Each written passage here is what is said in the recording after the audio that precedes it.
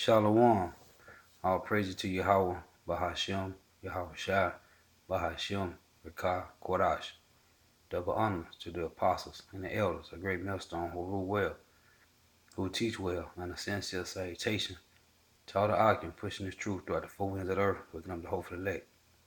Coming to another lesson, Lord's will to be edifying. This is another lesson about the RFID microchip, which is the mark of the beast. Now this is another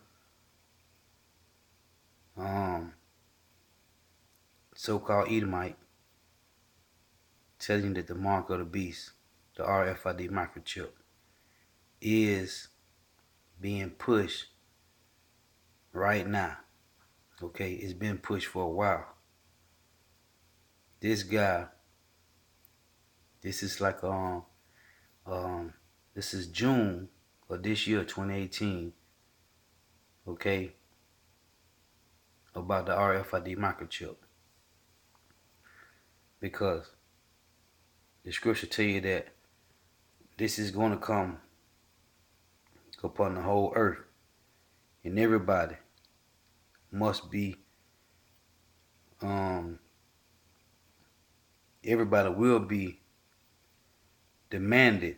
It will be mandatory for you to take this RFID microchip. Hello. Now, if I told you that on the one show there would be a feature about how great it would be to have a microchip implanted in all of us, you'd probably think you're having a laugh, man. But that's exactly what happened on Wednesday night. This is probably the most sinister feature I've ever seen on TV, certainly in the past, well, for as long as I can remember. So let's have a look, see what you think. Here's Rory looking forward to a truly bionic future for all of us. Looking forward to a truly bionic future for all of us. Starts well, doesn't it?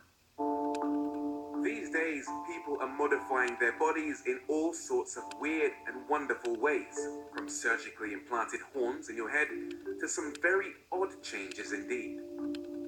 Personally, I wouldn't have any of these cosmetic modifications, but there is a host of more useful technology that people are starting to have put under their skin. Oh, isn't that nice? Useful technology, people having implanted under their skin.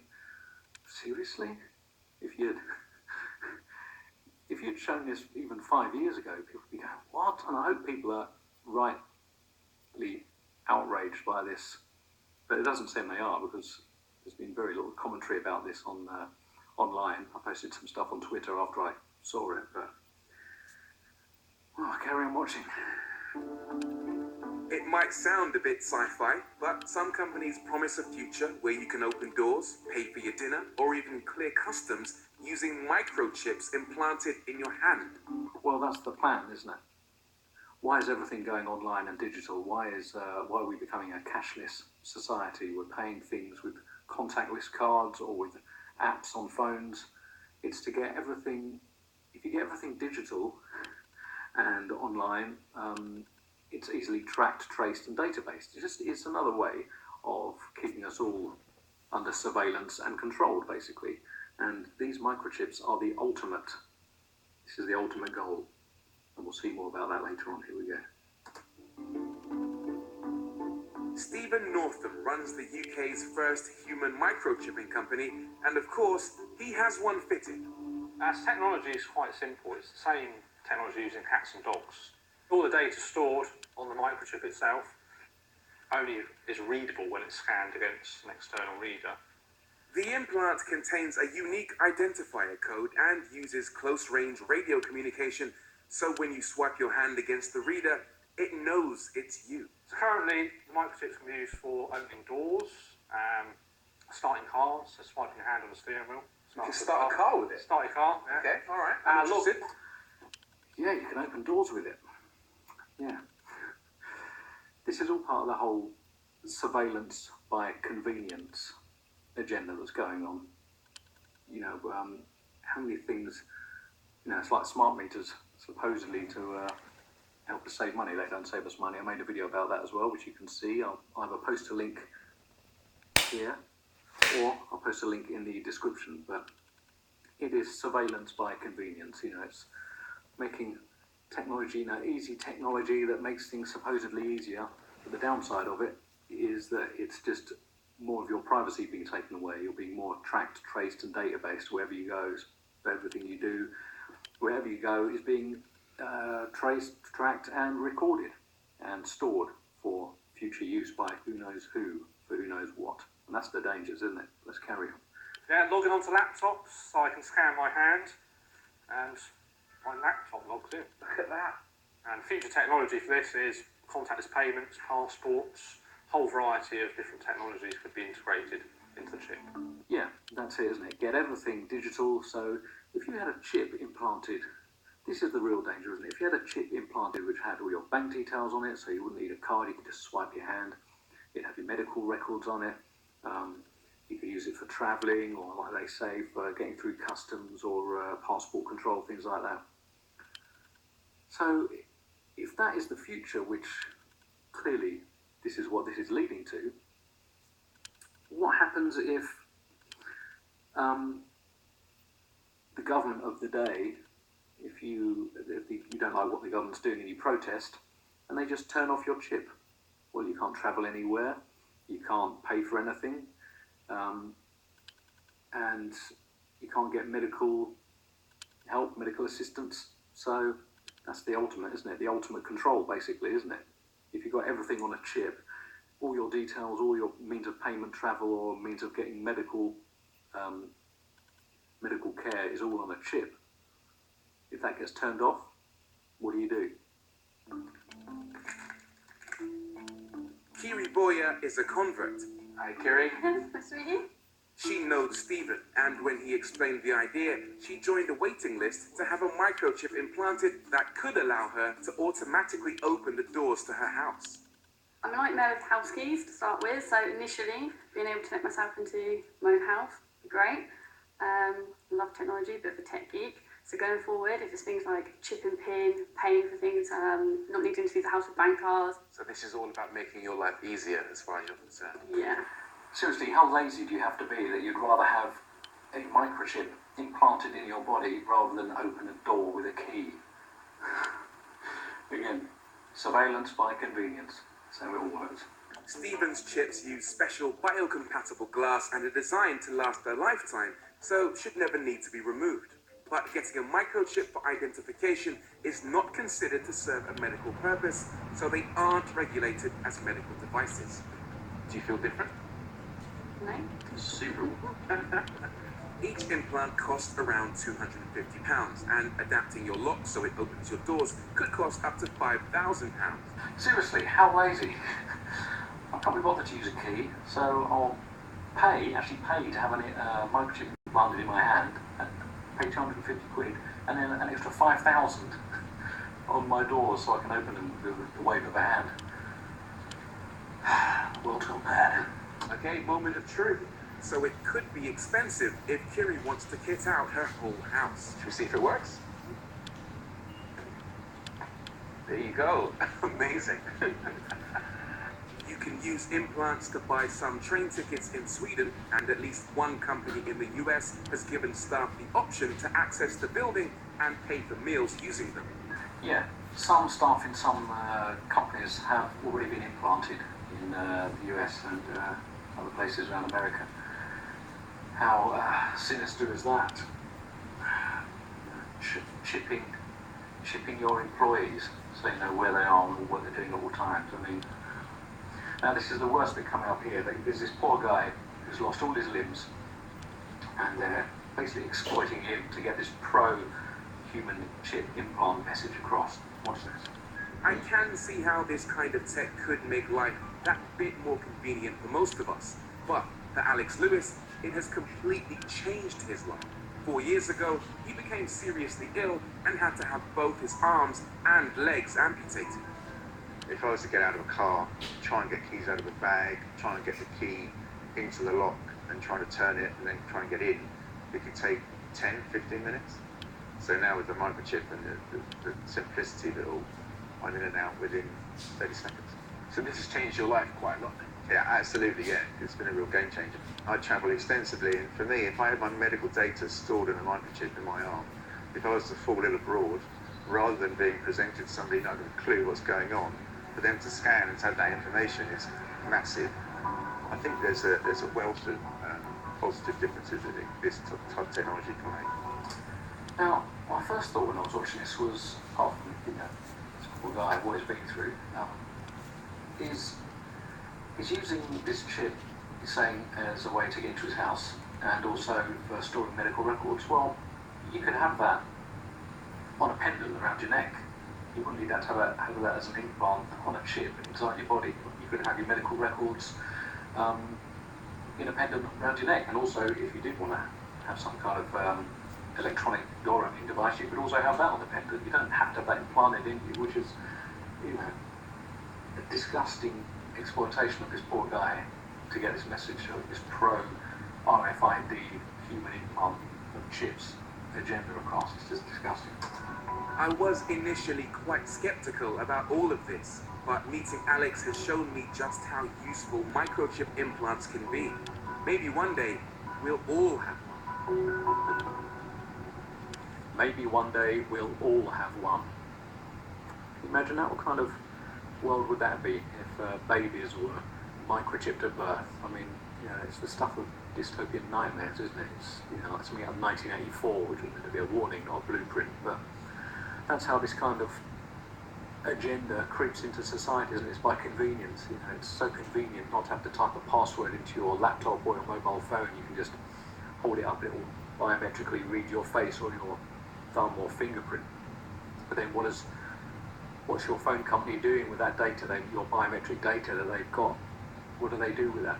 You know, you see all these scandals about people's data being stolen or used. If everything about you is on a chip, or your medical records, your means of travel, your means of accessing medical care, your means of leaving the country, you know, passport control, I mean, that would be the ultimate control, wouldn't it? It can either be turned off, or it could, you know, be hacked or stolen. There's also obviously health implications with this. There's been many studies, because obviously they chipped animals first. Animals are chipped, you know, dogs are routinely chipped. And there's been a lot of studies with cancerous tumours in dogs and cats around where these RFID chips have been implanted. So there's obviously health things we need to be aware of. Obviously they can be hacked as well. Anything electronic can be hacked. Plus it's also not about the data that they transmit. What data can they receive and how can that affect you? You know, our brains have brain waves, blood cells and all our organs, they communicate electronically, you know, with small electrical charges, synapses in the brain, you know, we are bioelectrical chemical beings, aren't we? We are beings of frequency, so what is having a chip implanted in you which could potentially be used to broadcast certain waves or certain electrical impulses, what would that do to you? I mean, another way of control, isn't it? I mean, it sounds completely like some kind of futuristic nightmare, but it's here now. On the One Show, on BBC's One Show. I mean, it was just so sinister in its banality, and it's like everyone's smiling, oh yeah, how cool is this? Oh, this is great, I've got a chip implanted. Seriously? 2018, this is the world we're living in. Is that the future we want for us and our kids?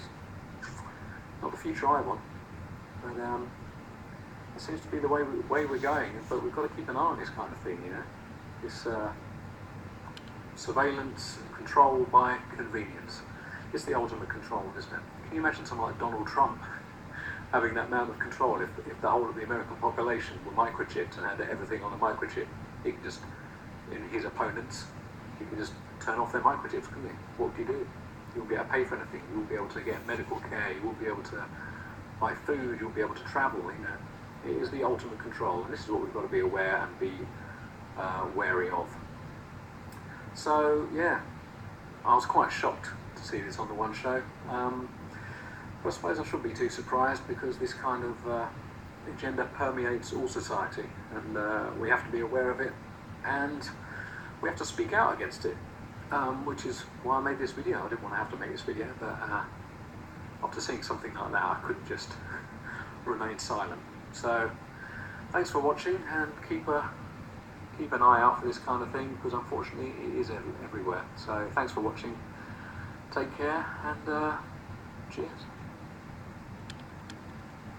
Okay, now more edification, man, about the RFID microchip. This is 1 Timothy chapter 6, verse 10. For the love of money is the root of all evil, which while some coveted after, they have erred from the faith and pierced themselves through with many sorrows. It say they have pierced themselves through with many sorrows. Okay. Now, what is the mark of the beast? It's the RFID chip, microchip. And how do you get it? You have to pierce yourself to take it. Okay. It must be surgically implanted. Okay. It must be with a this needle. Okay. So it say they have pierced themselves through with many sorrows. Now this is Isaiah 36 verse 6, and it say the same thing, man. Cause see, our people trust in North America, which is spiritually Egypt.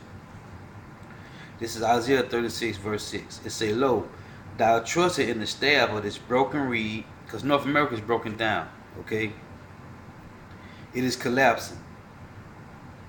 On Egypt, wherein if a man lean, it will go into his hand and pierce it. Okay, so is Pharaoh, king of Egypt, to all that trust in him. And our people trust in Egypt, which is North America. And who's the king of Egypt right now? This is Donald Trump. Okay, which he just a puppet for the elites, which is the Rothschilds. Okay, but it say on Egypt, wherein if a man lean, it will go into his hand and pierce it. Okay, for the love of money. And the only way you're going to get your money is how? If you take the RFID microchip, once they make it mandatory, man. Okay, once they make this mandatory, the only way you're going to take this chip, the only way you're going to get your money out your account, you got to take this RFID microchip. This is Revelation 13 and 16. And he calls of all, both small and great, rich and poor, free and bond, to receive a mark in their right hand, or in their forehead, And that word mark there mean charagma.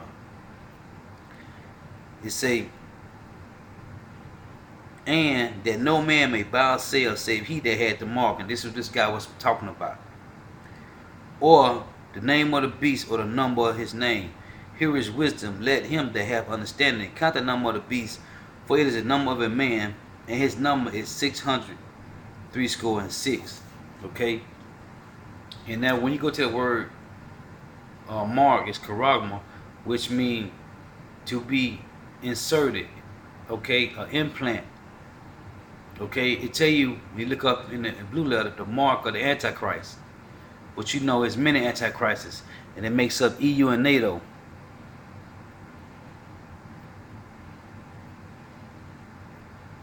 This is another clip I'm going to play.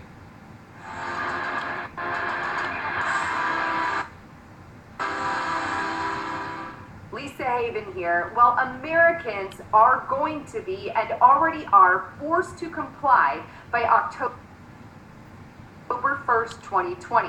If you do not comply, well, that means no entry for you. And the bills and legislation were passed in 2005. What am I talking about? Well, many of you probably already heard about this, but I want to bring it back up because I think it's a very critical point that we are at in our society today. I am talking about the real ID. Now, if you've gone to the DMV lately, you may have gotten a notice or some kind of new requirement stating that you cannot fly, nor can you, well, enter any federal building if you don't comply with the new federal national ID called a real ID.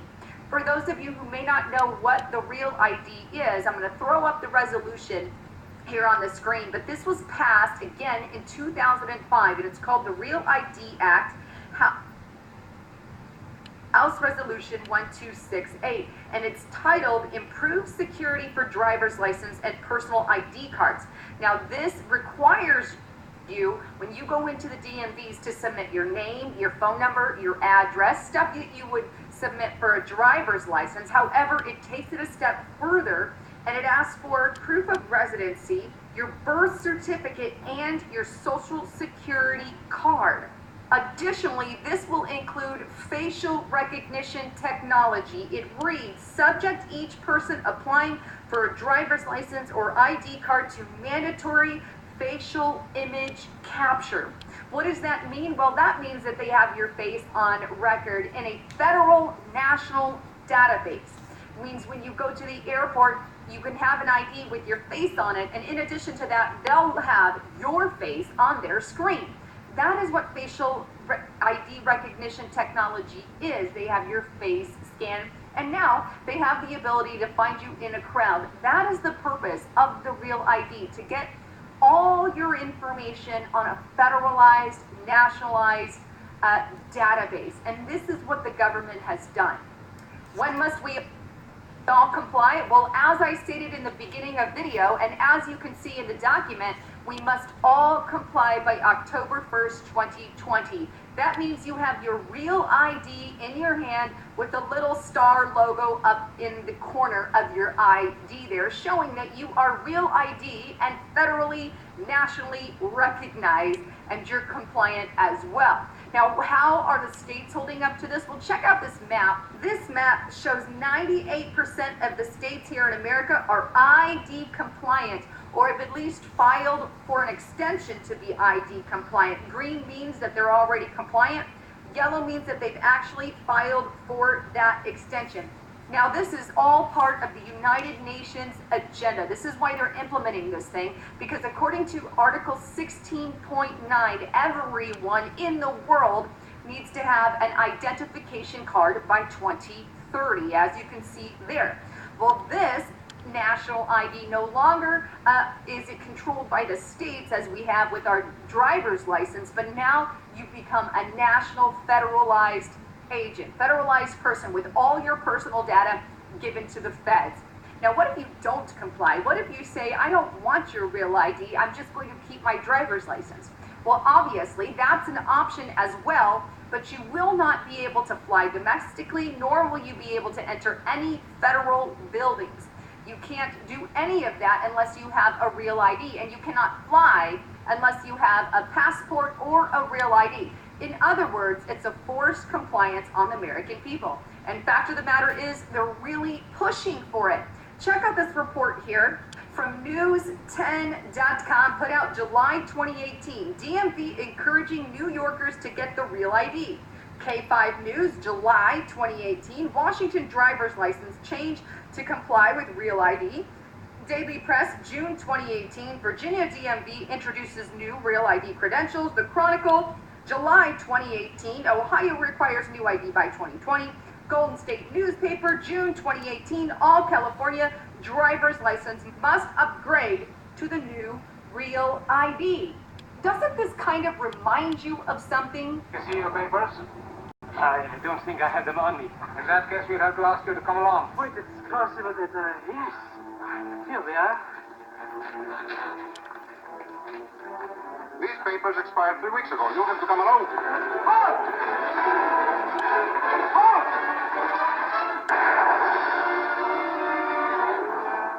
Papers, please. Let me see your papers. You know, here's what I find interesting about the Real ID, that the entire purpose that they pushed this in the first place was around September 11. They said we didn't want more terrorists and we wanted to better weed out terrorists from our country. So let's get a nationalized database, because let's be frank, that's what it is, and make every American comply with their social security numbers, face recognition technology, so we can get that. But here's the thing that they don't say is, if you want to vote, you don't need a Real ID. Kind of a catch-22, right? Because if you were trying to get away from voter fraud, and it really had anything to do with September 11th and, well, our voting system, then wouldn't they make voting part of Real ID compliant? No. You can still vote having your typical way of voting. You don't even have to support or have your real ID. The real motive here then shows me that it's 100% control. What's next? Checkpoints? The government's now putting a national ID card together and they want checkpoints. We will be carrying our papers, and they have recommended there'll be checkpoints throughout the country. Isn't that what Nazi Germany did that everybody in America was against? Checkpoints, proof. Papers, please. Can I see your papers? It seems that checkpoints just might be step 2 in this entire process. But what do you need in order to have that checkpoint? Well, you need a more federalized police force. But that's not something they've ever talked about, right? Check out this report. It goes all the way back to 2015. The first one's here, USA Today. Reynolds wants a lawless police force. Federalize it. WND News 2016. Obama's federalization of police grows nationwide.